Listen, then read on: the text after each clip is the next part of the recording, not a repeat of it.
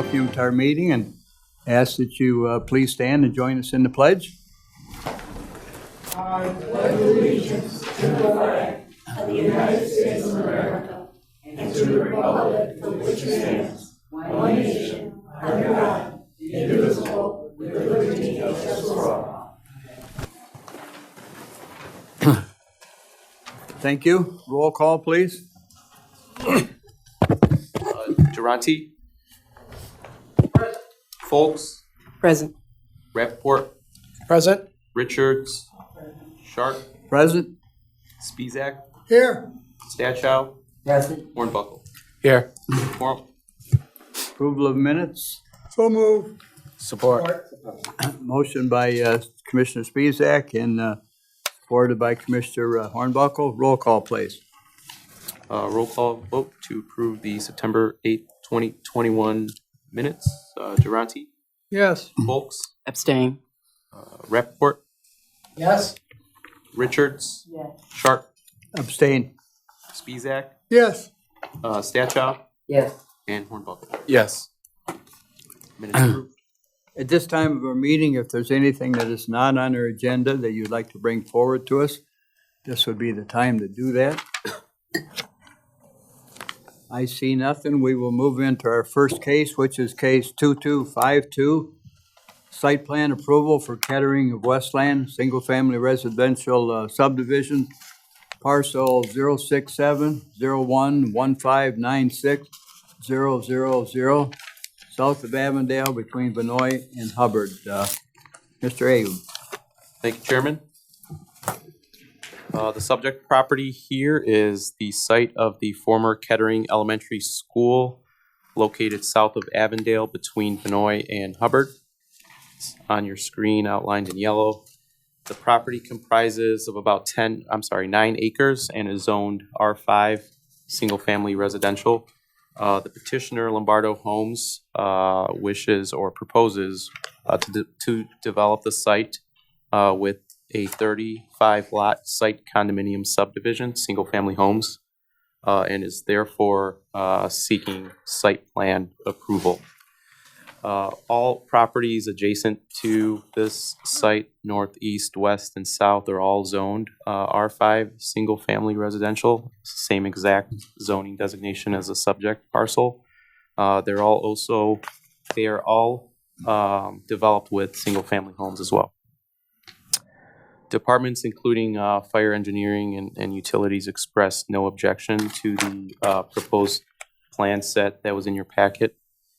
Some of the design elements of this proposal, all of the proposed lots will meet the minimum lot width and lot area set in the zoning ordinance for the R5 district. Some of these requirements are associated with lot width, so we have minimum lot width of 60 feet, which is being complied with, as well as the others, like lot depth being at 100 and minimum lot area being 7,200 square feet. I think most of these are exceeding that, or at least compliant with that.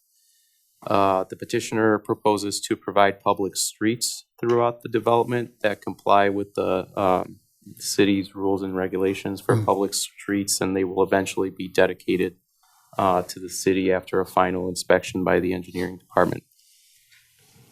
The development will contain concrete sidewalks, typical sidewalks that you see throughout the neighborhoods in Westland, street lighting, and street trees as required for any other residential development of this caliber. Additional landscaping will be placed along Door Avenue and Hubbard Avenue. The entrances will include monument signs and landscaping around the signs. I'll show you what that looks like in a bit on the screen. The subdivision entrances will be aligned with the existing Glen and Fairchild Avenues. I'll also show you what that looks like in a second. The petitioner proposes to construct a wide variety of homes, depending on what the buyers or interested parties might want. So there's a range in size, square footage, and height, a colonial, 2-story, or a ranch model. I'll show you what those look like in a second. Homes will be constructed on the exterior using a brick material on the first story alone, on the first side only. The zoning ordinance requires brick on all 4 sides up to the top of the first floor. So the developer is going to be asking the city council for a waiver because they are not doing all 4 sides, they're only doing the front. And this is consistent with their product over at Marley Woods, which is what they constructed, and the city council did provide a waiver for that as well. The development will contain a stormwater detention basin. I'll show you where that's located in a second, at the north end of the site, and that is compliant with best management practices for stormwater management, and will have final approval by the Wayne County Engineering Department. Go through some of these slides really quickly. This is a rendering of the site plan overlaid on top of an aerial. You can kind of see the entrances here. Glen is a straight shot through. And here you align with Fairchild Avenue as well. The detention basin, northeast corner of the site, which should contain all of the stormwater generated or that falls onto the site. 35 homes.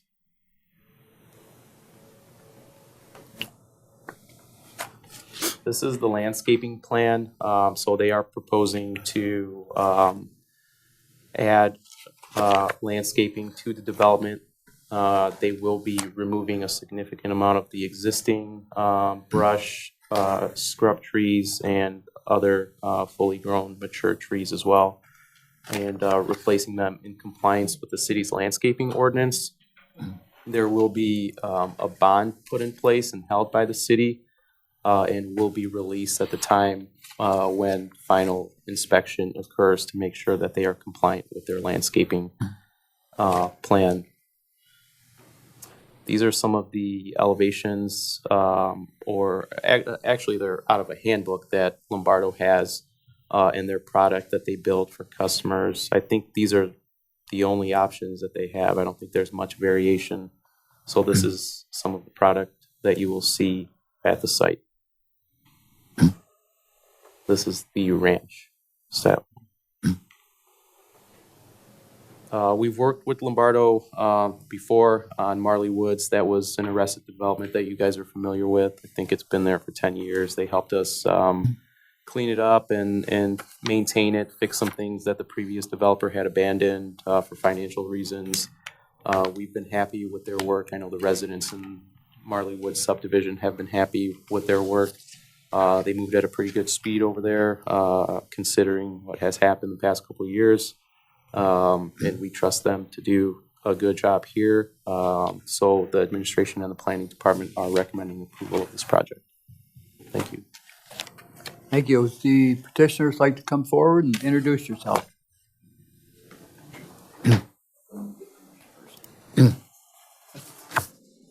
Good evening. I'm Greg Windingland with Lombardo Homes. Before I begin, could my associate pass out a copy of the presentation? Certainly. Thank you.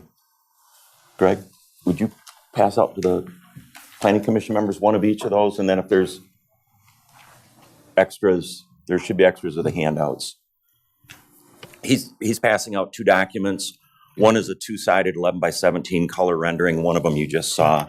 The other side of it is the other site that we're going to talk about tonight, Madison. And then the other document that he's passing out, the multiple page document, is really an exact copy of the PowerPoint presentation that I will be making for you here just shortly. And then because these sites are going through the approval process at the same time, my presentation actually is combined, if that's okay. It's combined, so it's going to give you information on both sites as we go through it. So. Thank you.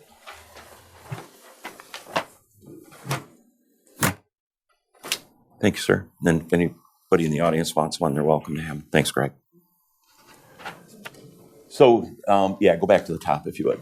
Okay, so again, thank you very much for allowing us to be here tonight. We really appreciate it. Your planning staff does an excellent job. It's a joy working with them, with your consulting engineer. We very much enjoy working in the city of Westland and hope that these are second and third of even more projects. So go ahead, Mo. So I like to have an agenda to keep myself on track, maybe more than anything else.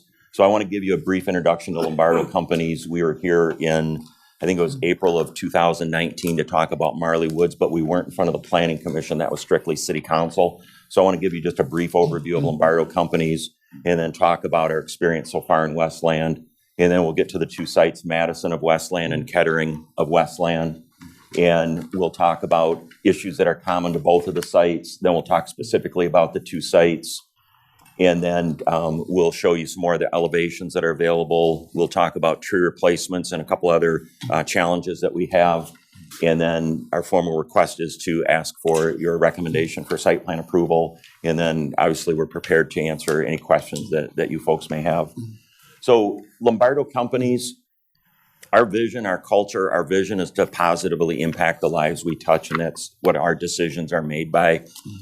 I'm very proud that I could go on and on about that, but I won't, even though we're the only agenda item. I'll still try to respect your time and move through things.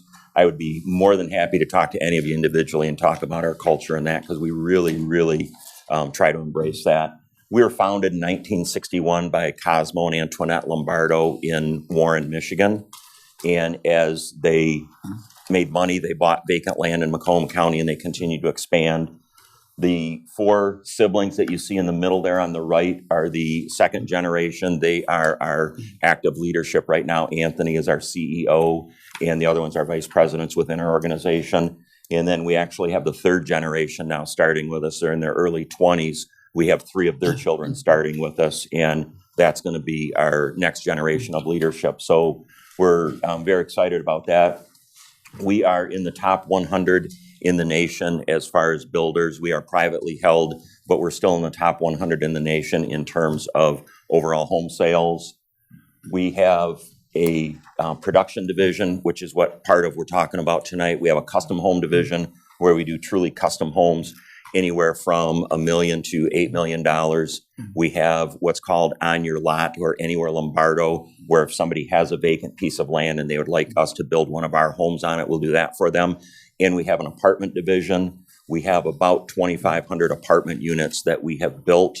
We manage them and we continue to own them. We don't build them and flip them. They are all market rate rental. That's a big part of our portfolio, so we're very proud of that as well. And then I always put my contact information up there. That's my cell phone number and my email.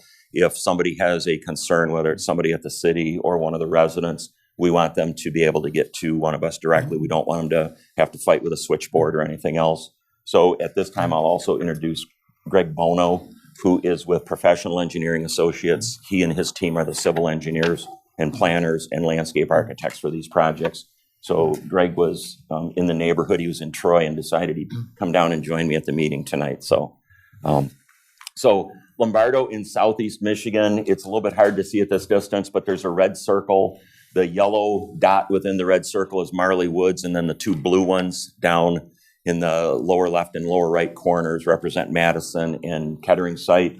The rest of them are sites throughout southeast Michigan. We go as far north as Lapeer County, as far west as Scioto Township in Washtenaw County, and then this is about as far south as we go so far. Go ahead. Lombardo Companies in Westland. In 2019,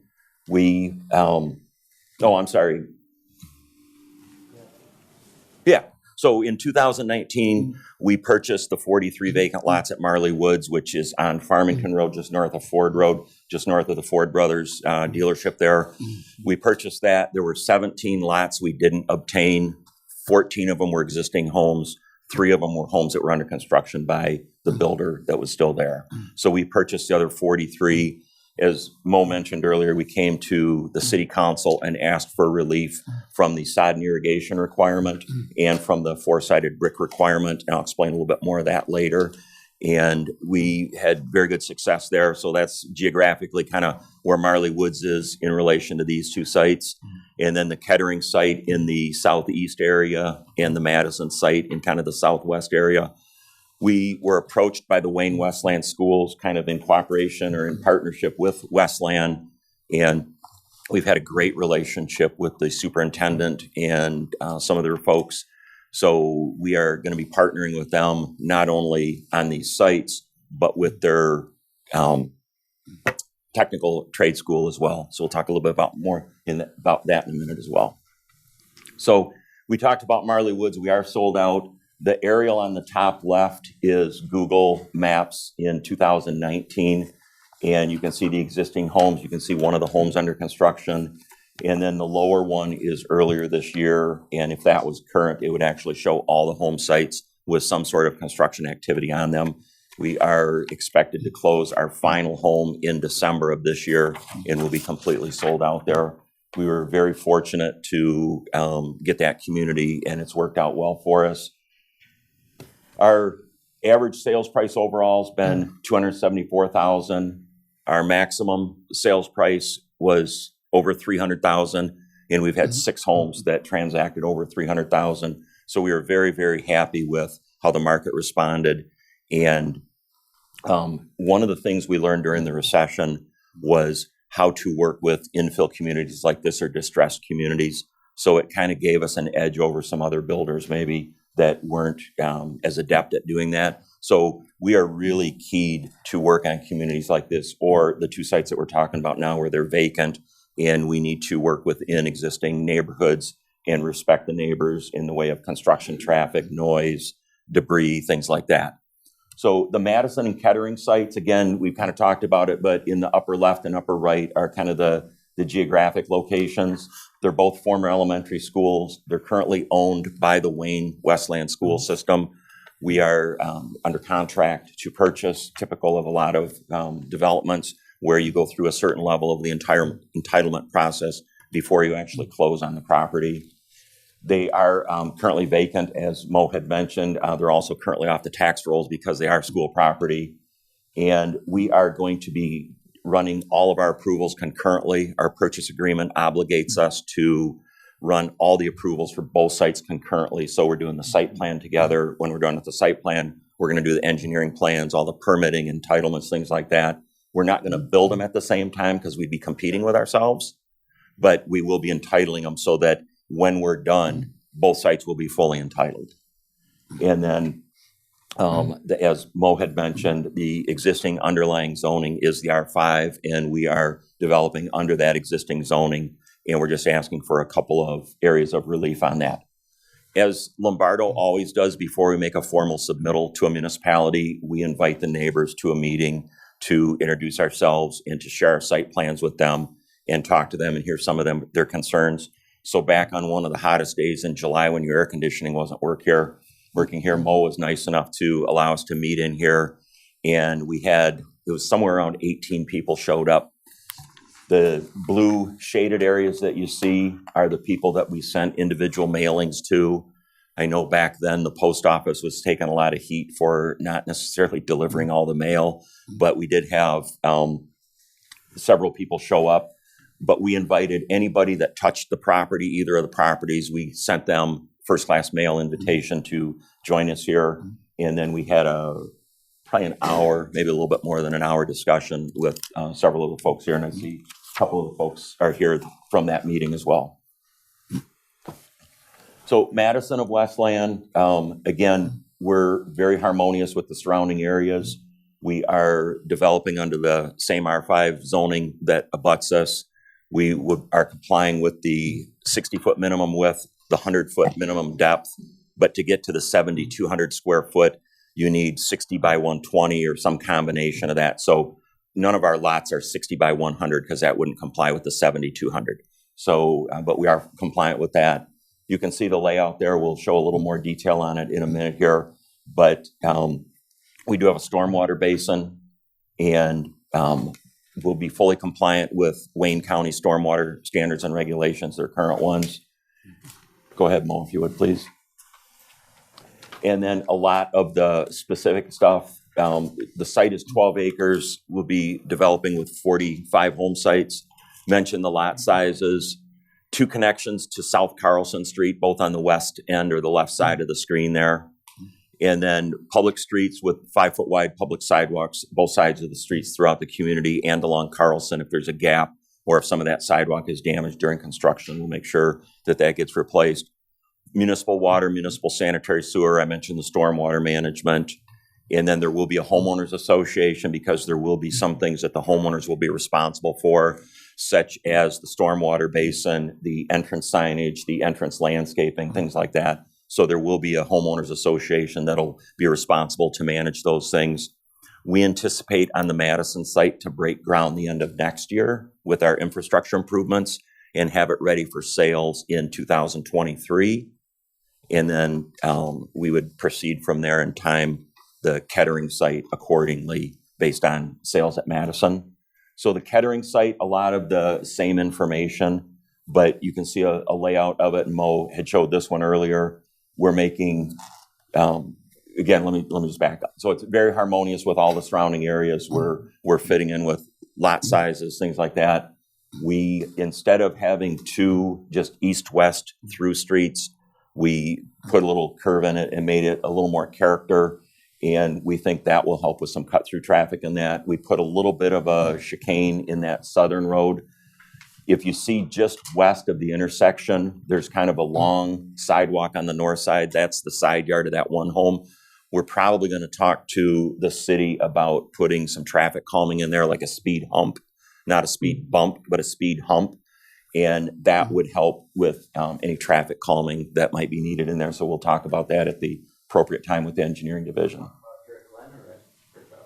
Nope, where our north-south street intersects with our east-west street, right there. So just west of that intersection, we would probably propose a speed hump, which is a longer and a little more gentle rise. But if you're driving normal, you don't really feel them. If you're going fast, you get a good jolt, and it's a reminder. The police and fire aren't wild about them, but in the world of traffic calming, the neighbors have much less complaints if we can help them with some traffic issues like that. So very, very similar to the Madison site as far as sizes, things like that. This one's a little bit smaller site. It's 9 acres. So 35 home sites is what this community will yield. The same lot sizes. We've got 2 connections to Door on the west side and then to 1 to Hubbard on the east side. Public streets, sidewalks, public utilities, stormwater, all that stuff. Same homeowners association, same reasons as we talked about at Madison. On this one, and we're kind of guessing because it's based on sales and the economy and stuff like that. But if we have the same success that we had at Marley Woods, which we do expect to have at Madison, then for Kettering, we would be in a position to do the infrastructure improvements in 2024 and then have home sales in 2025. So that would give us a really good position in the city of Westland for the next several years. And then where we've got circled there, the 2 home sites that stick out to Hubbard, that's part of our deal with the school where we're going to have the school retain those 2 home sites and they'll be able to build them through their trade program. I think, yeah, there we go. So the William D. Ford Center for the Career Technical Center, we were able to tour that, and we actually had lunch there. It was pretty good. If you've never had it, it's actually pretty darn good. But we were able to tour it and see a lot of their programs in that. So right now on their curriculum, they offer architecture and engineering design. They have a construction technology program that actually goes out in the field and works on construction sites. They have the HVAC school, and then there may be some other programs that we can engage them with. We're hoping to help or have them work with us, possibly even as we would be mentors while we're on the job site building the homes. We would have students come out and our construction coordinators would actually mentor them on the job site. So we're very, very excited about that. It's a great opportunity for the students and for Lombardo. And as I mentioned earlier, it fits into our culture of helping give back to the community and work with the community. So the proposed products and elevations, that top information is the same on these next couple of slides. So our ranch that we have starts at 1,385 square feet, and then our colonials go up to about 2,800 square feet. The homes are obviously based on, just like when you go buy a car, some customers like a ranch, some like a colonial, some like different things on the outside of the colonial. So we offer different elevations. There's 6 plans that I showed here tonight. There's 1 ranch plan, and then there are 6 ranch plans, or 6 colonial plans. Each of the colonial plans also has 4 different exterior elevations, so we get a good mix of what the homes look like. And again, customers can choose the base elevation, or they can upgrade it as they see fit. So if you scroll through those, we also, every one of our homes has a 2-car attached garage. All of these homes also have a basement. So, go ahead. So one of the challenges that we have is with the tree replacements. If you look at an aerial of the Madison site, the east side of it is fairly heavily tree covered. If you look at the Kettering site, there's not many trees there.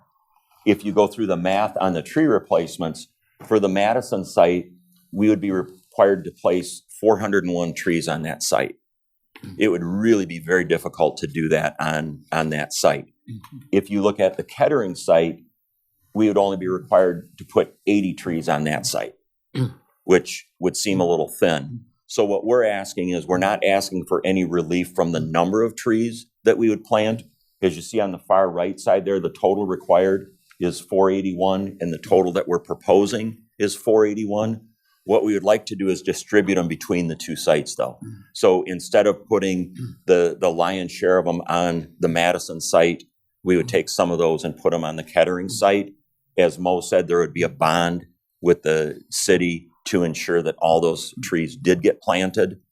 And that way, if you look at the very bottom, and this kind of worked out by accident, but the average number of trees per lot per site, Madison would get 6.02 trees per site, Kettering would get 6.00. So we couldn't balance it much closer than that. So that's one of the things that we'll be asking the city council to entertain, is to allow us to have that kind of redistribution or balancing of the trees. So then the other challenges, and we've touched on a little bit, sod is required in your ordinance. If you install sod, you really have to install irrigation as well, or your sod's going to die. So even though irrigation isn't required, sod is. So kind of by default, sod and irrigation are required, as well as brick on 4 sides of the home on the first floor. So the 3 pictures on the right are pictures that were actually taken yesterday in Marley Woods. The top one and the bottom one sodded their home. The middle one used seed and straw. And you can see that they've all vegetated fully. They look very nice, which is really kind of the spirit and intent of the ordinance, is to make sure that a lawn gets established. In Marley Woods, when we went to city council, there was a concern that residents might leave their yards vacant for extended periods of time, and that we maintain the overall responsibility. If that should happen, the city can call us to step in and take action on that. Also, the homeowners association has the ability to force the homeowners in there to also get their sod in, or their vegetation in. So we think we did a good job at Marley Woods with that. We think it worked out very well and met the spirit and intent of getting the yards vegetated while minimizing any soil runoff or anything of the site. So we'd be asking for that. And then the brick requirement, again, as you see there, the brick on the first floor on the front elevation would be standard. As you see on that lower one, people have the option to purchase additional brick coverage should they choose. In today's market, and we see it across the board, people would like to have a nice front to their house. The rest of their house, they want to spend the money on the inside of the home. They want to upgrade the fixtures. They want to upgrade the bathrooms. They want to upgrade things on the inside of the home and have the front of the home look nice with the brick on it and that. The rest of it, we have maintenance-free siding. Most of the exterior of our home is completely maintenance-free anyway. So that's why we'd be asking for that. The customers would rather spend their money on the inside of the home. And by allowing some relief on these 2 areas, it keeps these homes a little more affordable for the community. So it makes them available for a wider range of potential customers. And then, sorry I went through that kind of fast, but we are requesting your approval for the site plan for both sites. And with that, I think that's the end of it, right? Yeah. So whatever questions we can answer, Gregor, I'd be happy to address them. No, this is, okay, and this is not a public hearing, but I'm gonna open it up to the citizens if they've got comments, and then I will bring you back up. Sure, Okay, thank you, sir. you're welcome. Good presentation. Thank you. Anyone on my right wish to speak on this? Anyone on my right? Anyone on my left? Oh, sir, on the right, back here. Yeah. Would you, sir, if you'd come up here to the podium, and then the people at home can hear you also. Got to sign in. The replacement of trees on Carlson, is that going to be 1-to-1 or is that going to be reduced? It's a calculation. Do you want to explain it? Do you want me to explain it? Right now, there's a bunch of nicely landscaped trees from when the school existed there. But I see you're going to try to distribute. I understand that. It's your investment. As long as we're not losing the tree cover along Carlson. Sir, if you could speak just a little closer to the microphone then. Thank you. As long as we're not losing an equivalent of the tree cover on Carlson, that'll be fine. You can see the proposed landscaping on there, the number of trees in that.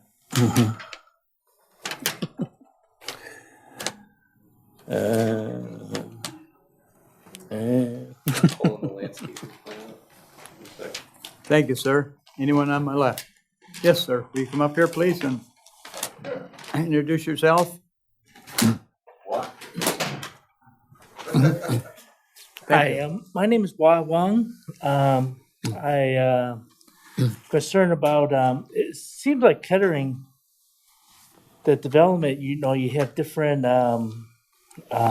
streets and stuff like that to go through. But now when you go to Madison, it's all constructed on Carlson. It's all funneled to Carlson. Does Carlson, Avondale, there's no way Glen can have all those cars there. You have 45 homes. If you average, 2 cars per home, that's a lot of traffic for just those interests on that road on Carlson and Avondale. I mean, is this the site plan proposed and this is set? Because it just seems like car flow is going to be kind of tough. I mean, did you guys look at that or no? I don't.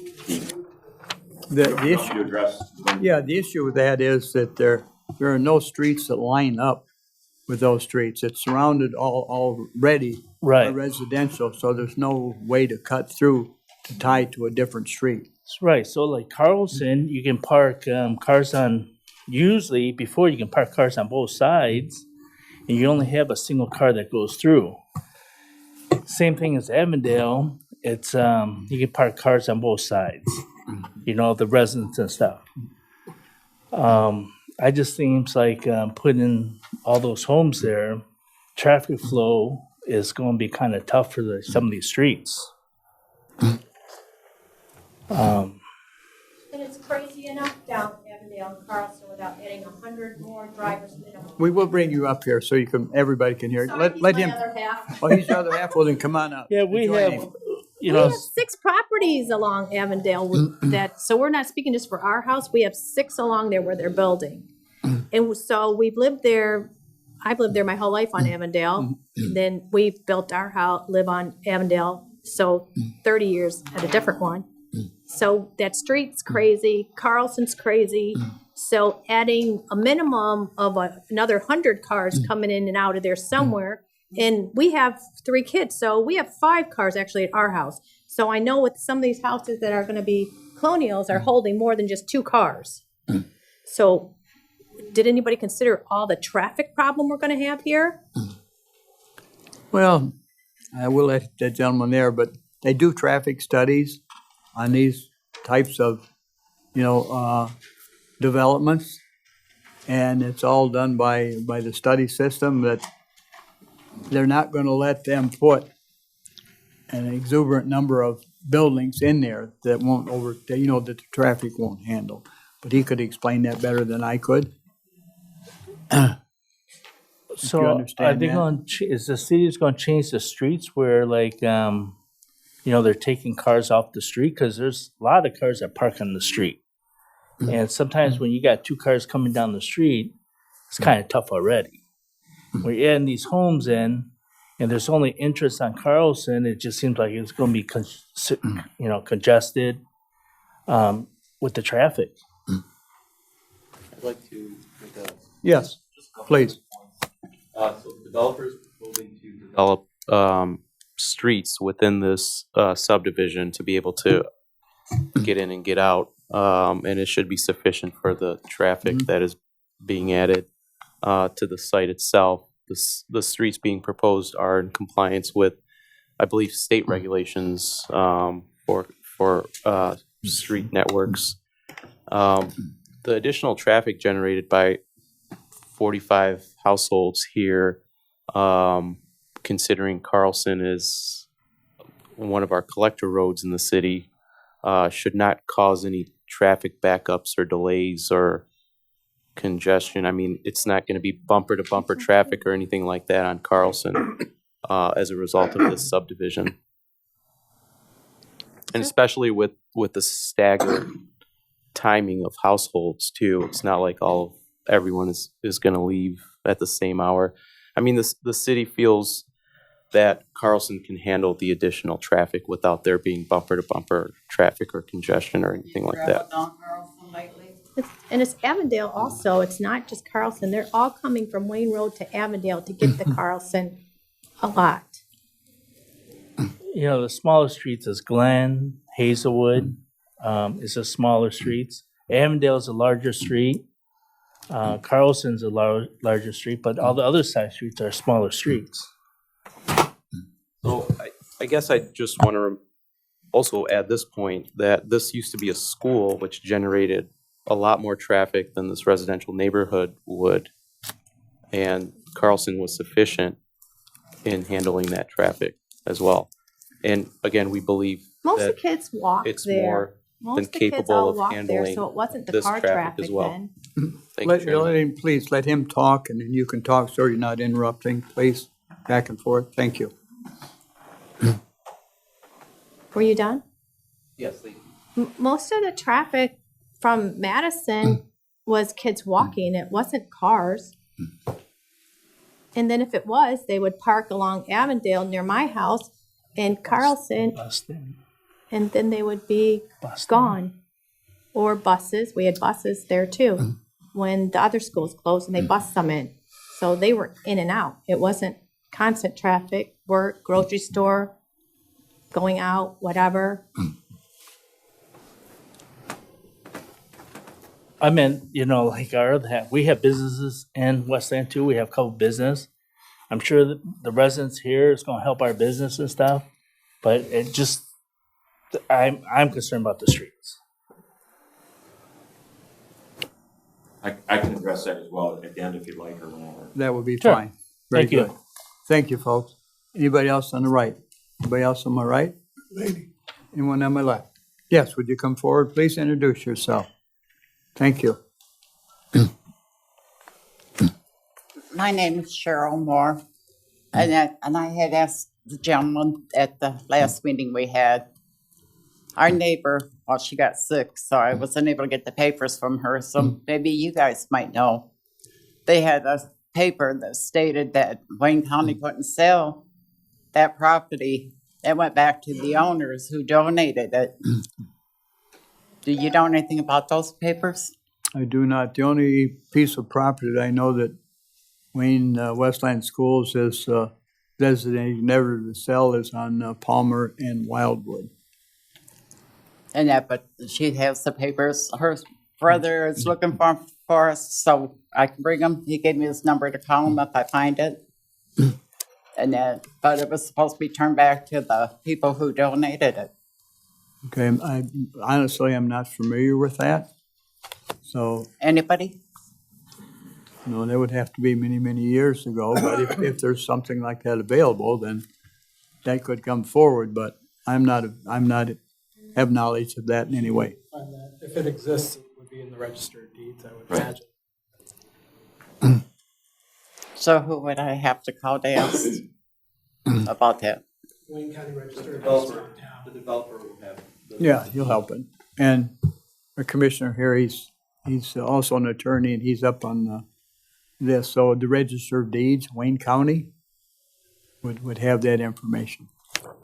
Okay, and then another question, where you was putting in the water thing to catch the wastewater?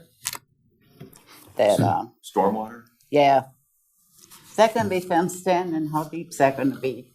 Like if people have kids and, I can address that also. Okay, very good. And that way he can answer that so everyone can hear. That'll be good. Anything else? no, not for now, thank you. Thank you. Anyone on my right? Anyone on my left? Yep. Yes, sir. Yeah, my name's Mark Mucci. I live on Thames Street. I'm on the east side of Madison. First of all, I did not get a notice for the 27th. Otherwise, I would have been your 21st guy here.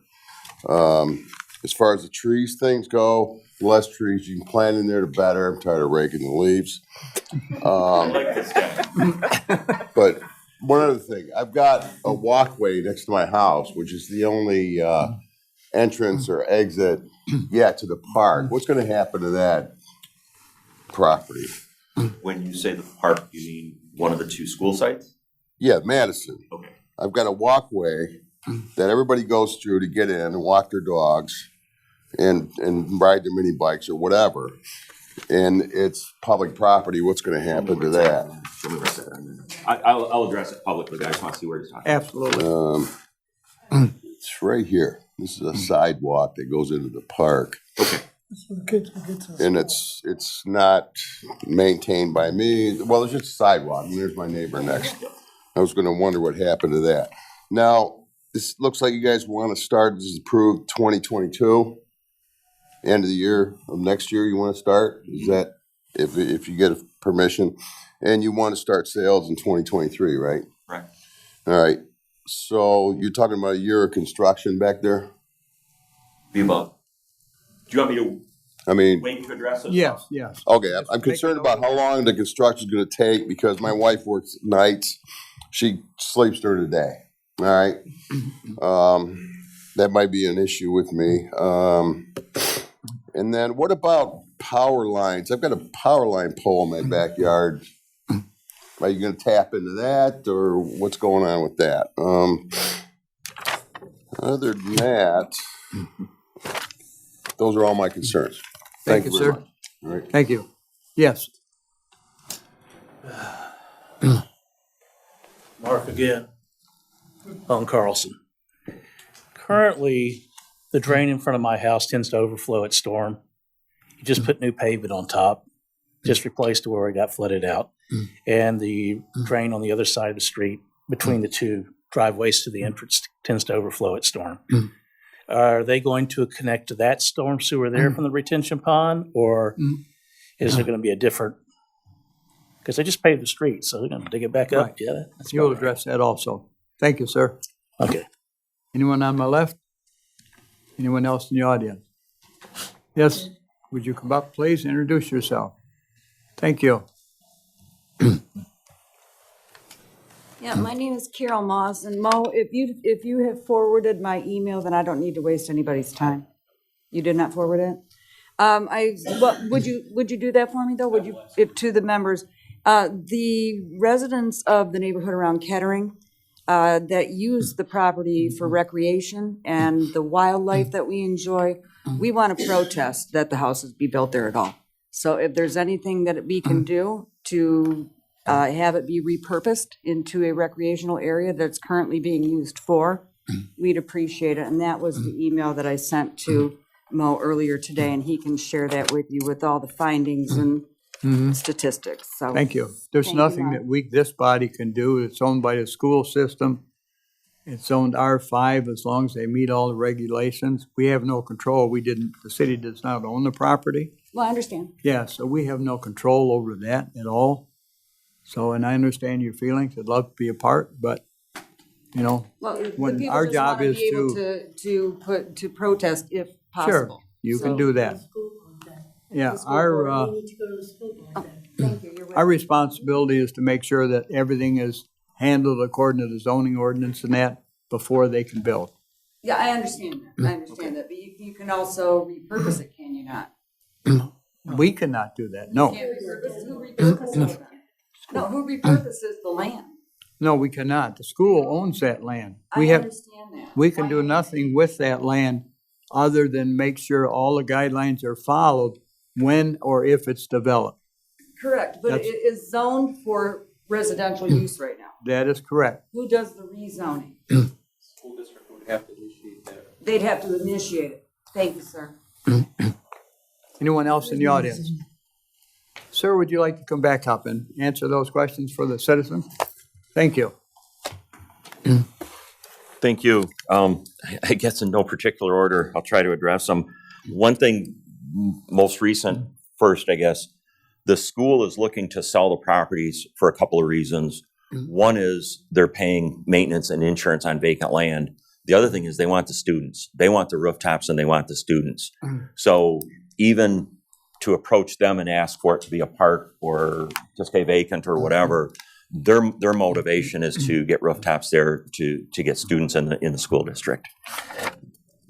Traffic on Carlson, as Mo mentioned, that's a collector road, which means it's wider pavement. It's designed to collect the other neighborhood streets and convey them in a certain direction or whatever.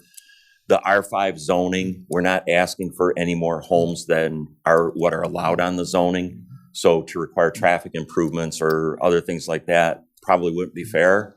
And the reason we have two connections to Carlson, as you pointed out, sir, the other three sides of the property are completely blocked with existing homes. So there is no opportunity to connect a street anywhere but to Carlson. The fire requirements are that if you have more than 30 home sites, you have to have a second means of ingress and egress. So that's why the two connections. And with Carlson being a collector, as Mo mentioned, it should be able to accommodate the traffic with that.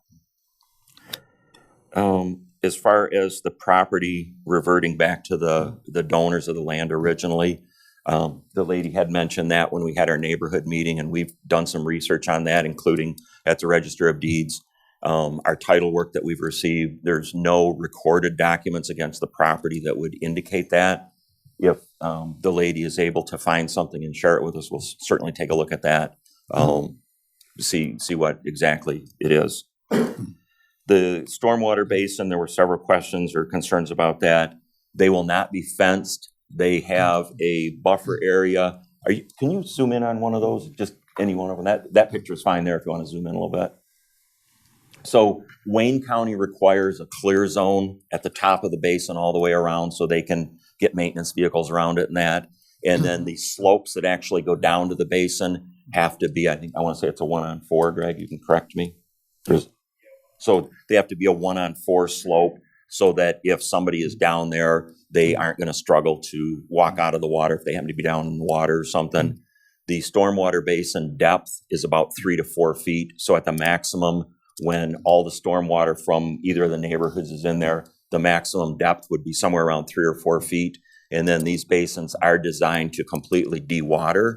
So within about 2 days after a storm, these basins would fully dewater. There's restricted outlets. So the gentleman that had the concern about the catch basin flooding or backing up near his property, our restricted outlet, that's the function of the stormwater basin, is to hold that water back and release it at a much slower rate. So that would happen, as I mentioned, over the course of about 2 days. And I believe I mentioned, but they would not be fenced if I did not mention that. The gentleman that asked about the Madison sidewalk, would you mind going to the northeast area of that site plan and zoom in? You might be able to see that sidewalk a little bit. There is landscaping though around the basin to protect it or shield it. Similar to Yes, there is. There's also landscape around it to make it less obtrusive visually. So there's a sidewalk there. We didn't see, that may have been an old sidewalk to the school. I don't know. Yeah. Okay. So it may or may not be in an easement. There was no easement that extended onto the property. And because that would be going through private property rear yards, the sidewalk would probably just be abandoned there. But there wouldn't be an opportunity for it to connect through to the Madison site. Maintain it. Whoever's property it's on right now. It's, it's, Yeah. No, but really. Yeah. The timing of the construction and the duration and that, it would probably take us 4 to 6 months from the time we broke ground to get all the underground utilities in and get the site paved.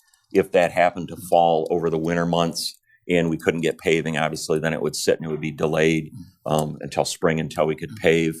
So you're about a 4 to 6 month process to put all the infrastructure improvements in, the utilities and the roads. And then we wouldn't start home sales until we had everything ready to go. So until the streets were in and everything's set. And then from that point, right now, we're at about between 8 and 9 months to build a home from the time you sign a purchase agreement until we close. We're between 8 and 9 months.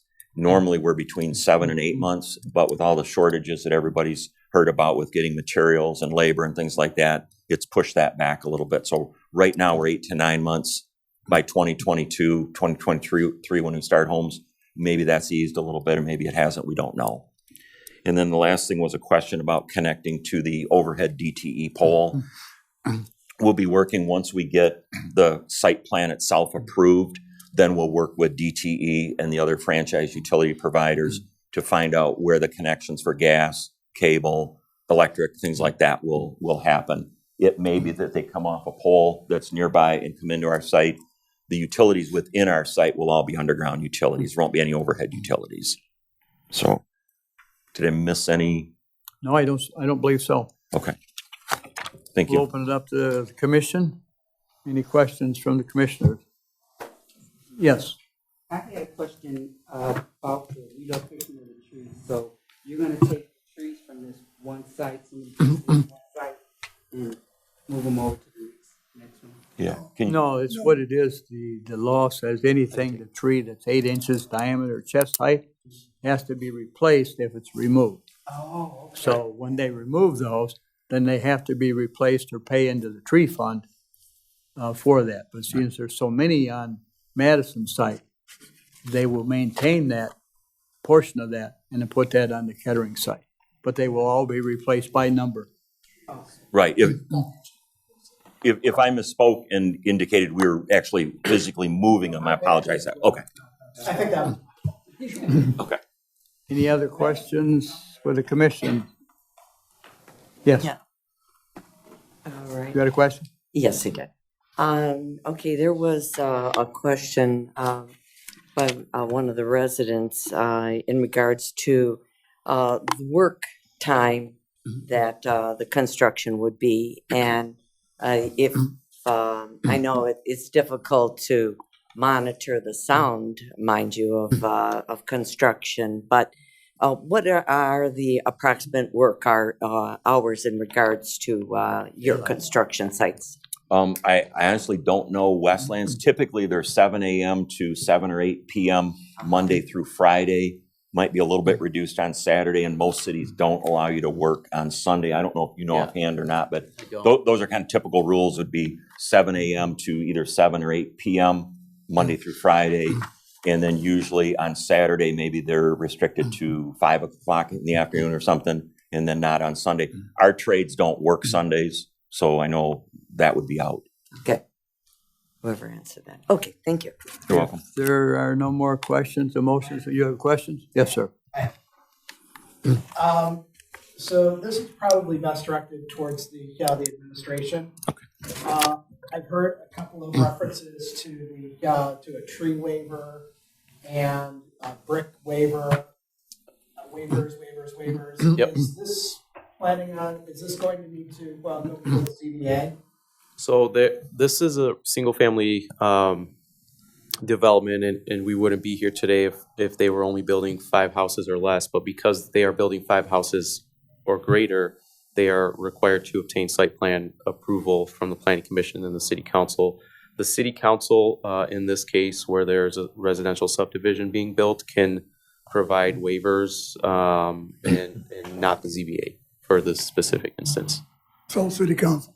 Okay, so because it's a large condominium style development, the imperfections are handled at large as opposed to individually where it would in fact be handled by the ZBA. That's correct. If there were dimensional deviations that they were seeking, then it would have to go to the zoning board. All right, this is to the developer. There was some concern about some general concern about the tree dispersal.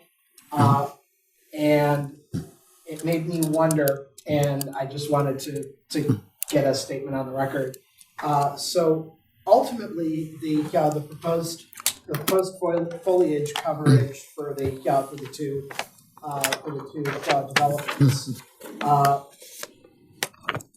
based on the existing residential foliage coverage, the proposed tree coverage, would that meet, match, or exceed the foliage coverage that's already existing in the area? Wow.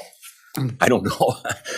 Let me make sure I understand what you're asking. So if you take the existing tree canopy or the tree coverage, is what we replace going to equal or exceed that? Right. My guess would be no from the start, because you got some very broad trees that are providing a wide area of canopy or coverage. And numerically, we'll be planting more, but I think it would be several years before it equaled that. So there's going to be more trees per area in the new development, Definitely. but they're going to be small to begin with, but they're going to grow, and eventually it's going to be very similar to the tree coverage in the area. Exactly. Just like the surrounding homes, if you look at the trees in the surrounding homes, right? When those homes were built, those trees were probably planted then or close to it. Okay. How small are you talking? They're 1.5 to 2.5 inch diameter when they're And planted. the last question I have. Yes. This one's probably a little bit more difficult. So I'm aware that a lot of schools during a period of time when there was a school rush, they needed to build a lot of schools. They bought up a lot of property, and I'm sure you're aware of this. And a lot of the properties that were purchased cheaply because they were the sites of ancient and unregulated landfills. What sort of due diligence have you done to make sure that these schools don't have huge, horrible surprises underneath? Yep. That's a great question, Mr. I like Bono. great questions. You're on a roll. Mr. Bono here can attest, because it was his company that staked him out and did the geotechnical analysis for us. But we do soil borings throughout the site. I don't remember the number, but it was probably 8 or 9 on each site. We do soil borings where they take a 4-inch diameter tube, they go down in the ground 20 to 25 feet, they pull up that sample, and then they analyze it. We do that for a number of reasons. One is to look for buried debris.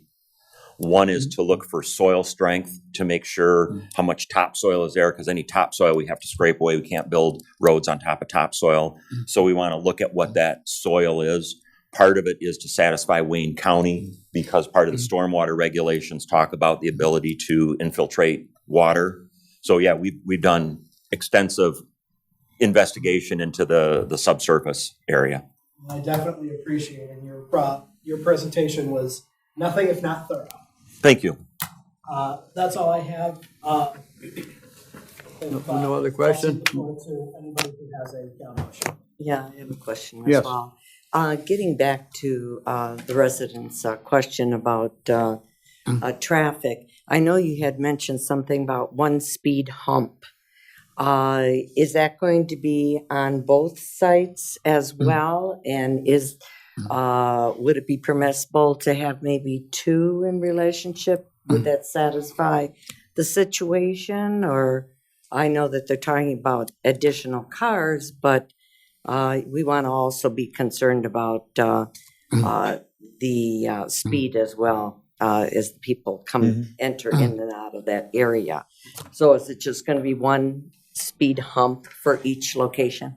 Yes, the speed hump that I mentioned would be internal within one of the two communities, Okay, not Kettering. outside, Yeah. because those are city streets right now. We have no control or jurisdiction over those. So we're talking about inside each community, and then we would work with OHM, with your engineering so that might consultant, be to find out. something later to address. Yep. Okay, thank you. You're welcome.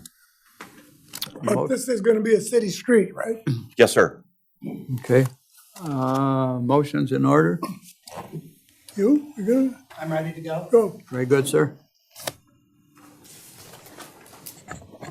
Thank you very much. At this time, I'd like to move to send case number 2252, site plan approval for Kettering of Westland, to City Council with a recommendation for approval, subject to departmental requirements and recommendations. Support. No, go ahead. Down there's all right. Got a motion by Commissioner Rappaport. Was that Commissioner Durante, support? Or Commissioner Ruby? Okay. Roll call, please. Roll call vote to send case number 2252, Kettering of Westland, single-family residential subdivision, with a recommendation to approve. Durante, Yes. Folks, Yes. Rappaport, Yes? Richards, Yes. Sharp, Yes. Spezak, Yes. Stachow, Yes. and Hornbuckle. Yes. Motion carries. Very good.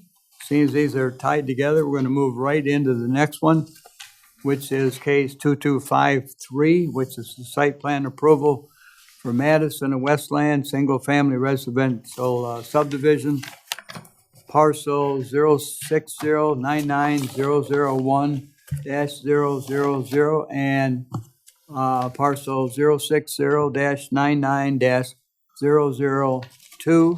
060-99-002-00, south of Avondale. Mr. Ayub. Thank you, Chairman. I won't go into too much detail about this project. I'll just generally explain it and Could you speak up, please? yes. Okay, so the subject property here is the site of the former Madison Elementary School, located south of Avondale and on the east side, or east of Carlson. The property comprises of about 12 acres and is zoned R5, single-family residential. The petitioner proposes to develop 45 single-family lots in this subdivision. The other one was 35. Therefore, is seeking site plan approval for this as well. I'm not going to go into detail. The houses are going to be similar. The houses that are going to be offered are going to be similar in style, in size, in exterior elevations. Just going to come down to what the buyer is interested in buying. City streets, sidewalks, street lighting. We talked about the tree ordinance and compliance with that as well. All of these lots are also in compliance with the dimensional requirements in the zoning ordinance for the R5 single-family district. There are some waivers being requested here, the same exact ones for brick, sod irrigation that were previously mentioned. The site is a little different laid out. There are no streets to align with here, as was mentioned previously. So there's traffic dumping out onto Carlson, which is a city collector road, can sufficiently handle this type of traffic without any traffic impacts. This is what the site looks like. Again, there's 45 homes being proposed here. You can see the stormwater detention basin on the west side. I can answer any questions the planning commission or public may have, but I think a lot of the information, to save some time here, carries over from the Kettering development we discussed earlier. The administration and planning department are recommending approval of this project as well. Thank you. Thank you. Would you like to, is there anything you wish to add on this one? No, sir. Okay, are there any questions from anyone on my right? Anyone on my left? Yes. Yes, would you come forward, sir?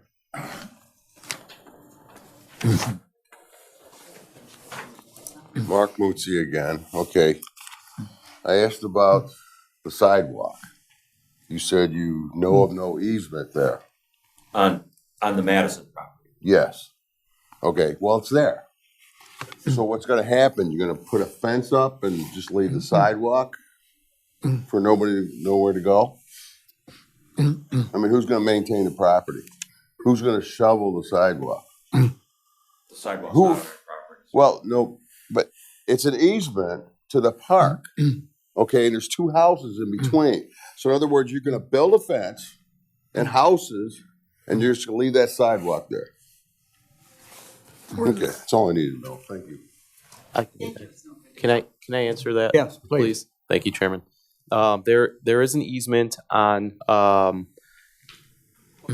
don't know if it is, in fact, your property, but there is an easement on this property over here. Well, not on your property. It runs through next to the property, but it does not impact and it does not cross over onto the Madison site. So there is no easement there No, it doesn't, sidewalk ends at the. at the property line. Correct. Okay, so now what about the sidewalk? So You're gonna make it like a little alley where kids can hang out in between the houses and drink or what? So preferably, I don't know if we spoke about this or not, but preferably the city would theoretically divide that easement in half, give the property owner to the north half of it and the property owner to the south the other half. But I don't know what the landscaping or fencing situation is for those homeowners over there, so that might be a little problematic. There's fencing on both sides of the sidewalk. Okay. The sidewalk. We can grass plant it potentially. I mean, Yeah. we'd have to work. Yeah. Yes, May I address that? absolutely. If there is an easement, I'm assuming it's an easement that was granted to the schools to allow kids to access that property, Yes. through that area. As part of our working with the school, we'll talk to the school.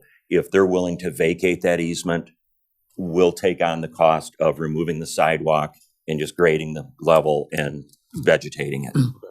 So if we can, if the school, who I assume is the easement holder, if they're agreeable to vacate it, and I can't imagine why they wouldn't be, we'll do that. Oh, very good. Thank you. Thank you.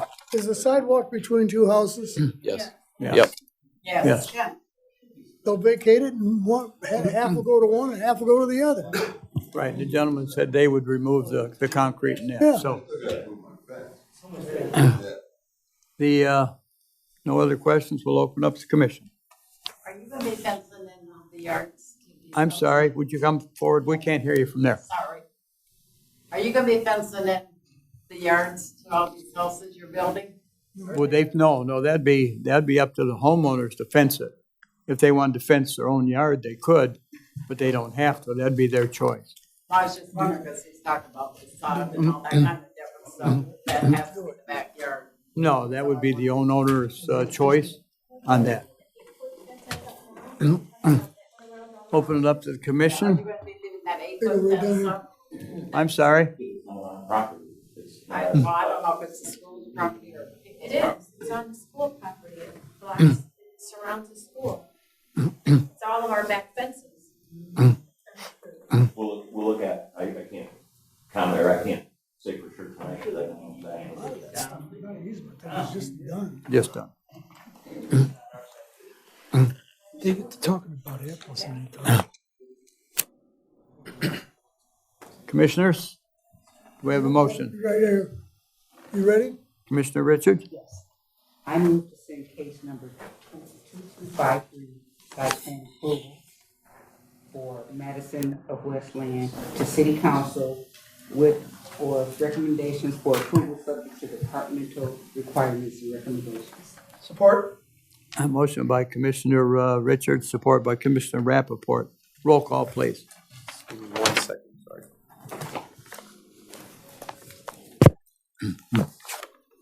Go down the easement stuff. All right, roll call vote to send case number 2253, site plan for Madison of Westland with a recommendation to approve. Durante, Yes. Bolts, Yes. Rappaport, Yes? Richards, Yes. Sharp, Yes. Spezak, Yes. Stachow, Hornbuckle. Yes. Motion carries. Thank you. Yes, sir. Sir, I just wanted to thank you, everybody tonight, for your time, including the residents that showed up tonight. And it is a joy dealing with Mo and his staff. We deal in about 28 communities in southeast Michigan. And trust me, it's not always as professional as Mo here is portraying, so. Well, as Commissioner Rappaport Thank you. stated, you made a very good presentation. Appreciate that. Appreciate your willingness to do with the school and take on the removal of that sidewalk and take care of that. And then what they do on, as Mr. A commits, noted that on those easements, they usually divide them in half. And they'll go half and half to the people on either side. They do it with streets, they do it with sidewalks, they do it with everything, alleys. That's the standard procedure. But thank you very much. Mr. Chairman? Yes, If I may be so bold as to add, I also would like to thank and appreciate the citizens, the residents who came out I and was shared getting to their that, but thoughts you're with good us. doing that. Thank you very much. We definitely appreciate your viewpoints and your contributions. Yes, we do want to thank you. It's good for us when people come in and voice their concerns, because then that helps us on our decision basings also. So we appreciate everybody when they come, but thank you. Motion's in order.